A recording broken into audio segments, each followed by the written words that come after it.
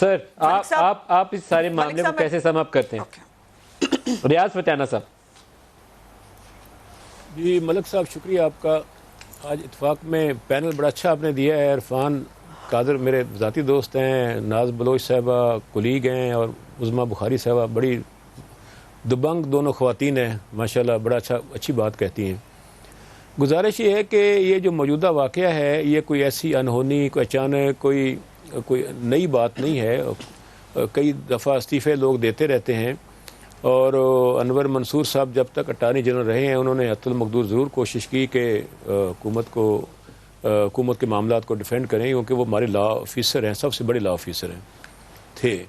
اب اگر انہوں نے استعفیٰ دیا ہے تو میرا خیال انہیں بھی سوچ سمجھ کر بات کرنی چاہیے تھی. ہم تو بہت زیادہ عدلیہ کا احترام کرتے ہیں، اور جو اٹارنی جنرل کا ہوتا ہے نا جی، یہ برج ہوتا ہے حکومت اور جوڈیشری کے درمیان.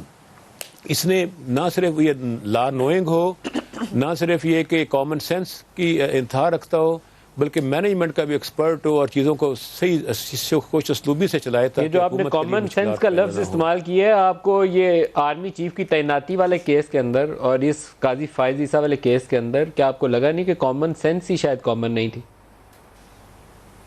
جی میں نے اپنی بات بڑی غور فکر کے بعد کہی ہے.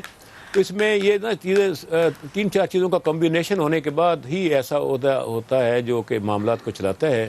اور اگر ان سے استعفیٰ لیا گیا ہے یا انہوں نے دیا ہے تو میرا خیال اس میں کوئی ایسی انوکھی بات نہیں ہے. آئی ہوپ سو کہ حکومت بہت جلد کوئی بہت اہم شخصیت جو ساری چیزوں کو سنبھال سکیں، چلا سکیں، تجربہ رکھتے ہوں، مینج بھی کر سکیں، عدلیہ کا احترام کریں، کیونکہ ہم تو عدلیہ کا بہت احترام کرتے ہیں. آپ کو یاد ہوگا کئی دفعہ ایسا ہوا ہے کہ حکومت نہیں چاہتی ہوتی لیکن عدلیہ کسی کی ضمانت لے لیتی ہے، تو ہم نے وہ بادلے نخواستہ صحیح لیکن اس فیصلے کو قبول کیا ہے. ہم نے کسی فیصلے کو چیلنج نہیں کیا، رد عمل ظاہر نہیں کیا، غصے کا اظہار نہیں کیا. سر اس میں سپریم کورٹ کے فیصلے کے آگے چوائس نہیں ہوتی. سر آپ پسند کریں یا نا پسند کریں، آپ کو عمل درآمد کرنا ہوتا ہے.